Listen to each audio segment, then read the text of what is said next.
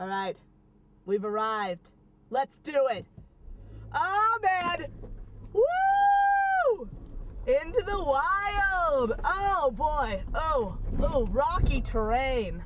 Oh, man. Ooh, we've arrived. Rule number 1 of camping. Well, first 2 rules of camping. Number 1, make sure your parents know that you are under 18 and planning on going alone camping. They may not approve. Probably not. In this case, they won't. Rule number 2, make sure that you reserve a camping spot on a Saturday months in advance. Because if it's any other day, it doesn't matter so much. But if it's on a Saturday, it matters so much. So today, we're going to go into the wilderness, into nature, and embrace the wild. Hit it. It's actually like a cleansing thing for me. You know, I'm out there in the middle of nowhere and enjoying nature, and I'm forgetting all about the hustle bustle of my regular life and, you know, the deadlines I have for work and, you know, all the to-do list things that I need to get done. And I'm out there just getting away. Because you're training the body and the mind to be completely aware. And the more aware you are, and the more you're out of your head and more into the experience, the more enriching the experience is.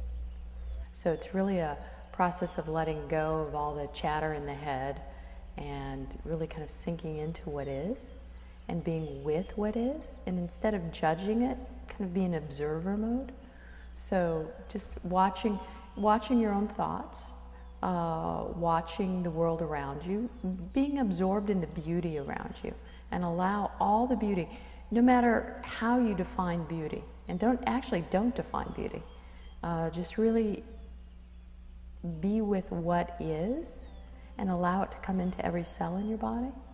I started a merit badge called Wilderness Survival, and as a part of that, we have to essentially live or like survive overnight, one night on our own, like in a bare wilderness. And the only things that we were given were 1 space blanket, a bottle of water, the clothes that we were wearing, and I think that was it. And maybe, and a flashlight and a whistle. It was just me and like nature in its literally rawest form. And I was just like staring up at the stars for probably about like 6 hours.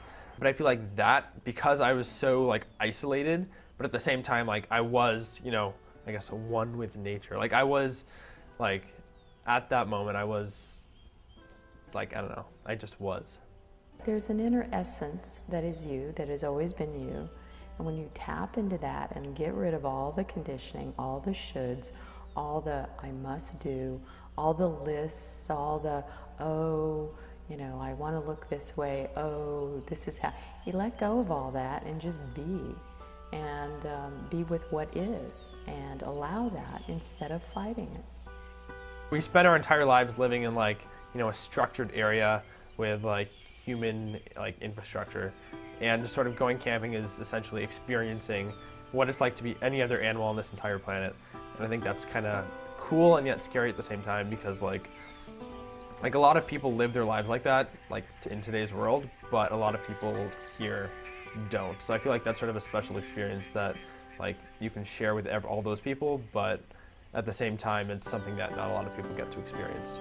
I think because we're all connected to nature. There's a great story of these 2 fish swimming in the ocean, and one fish says to the other fish, "How's the water?" And the fish says, "What do you mean water? What's water?" And in the same way, every day around us we have the divine, and we don't even recognize it. I think we train our young people in the wrong way.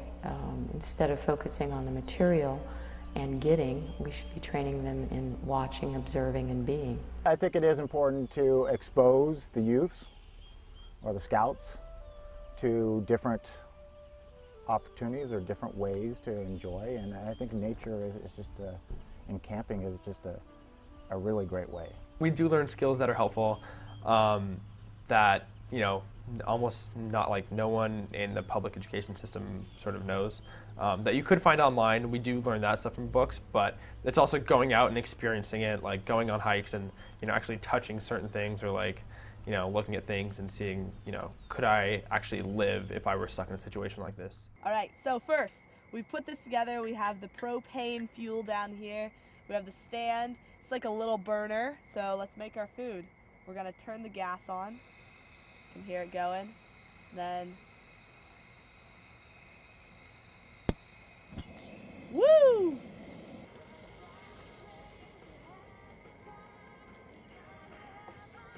That's just the cheese sizzling. Oh my god. It's all done. Are we gonna do our beans? Yeah. We're making beans now.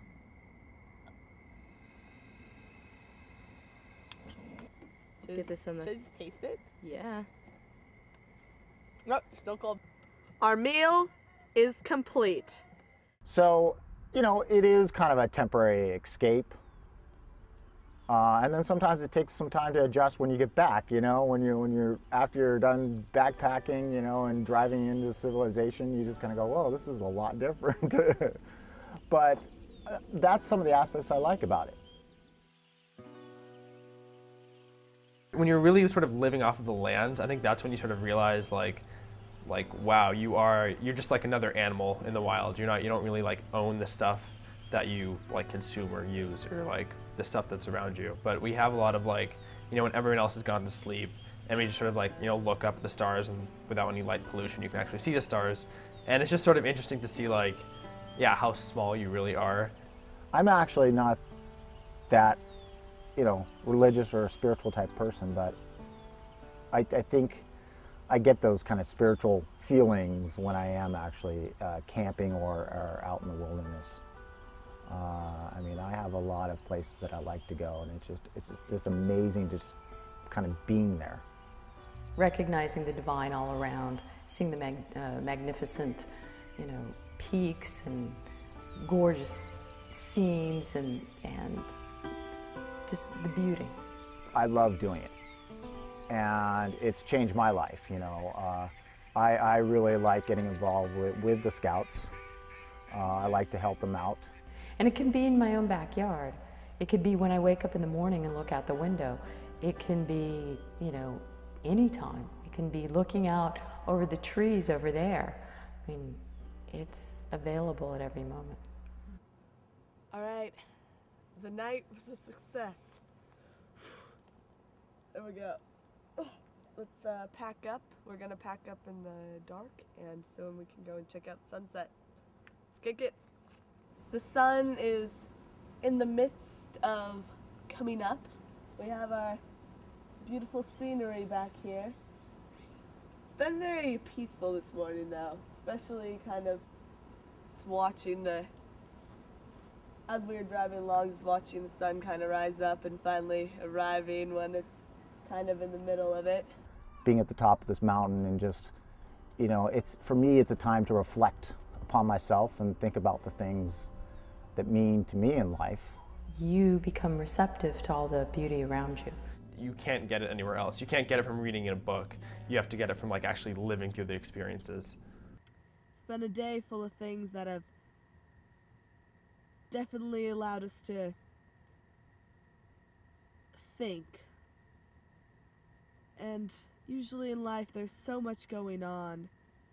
We're so surrounded by objects and our lives that we don't have that peaceful, surreal environment that we get with being in the wild.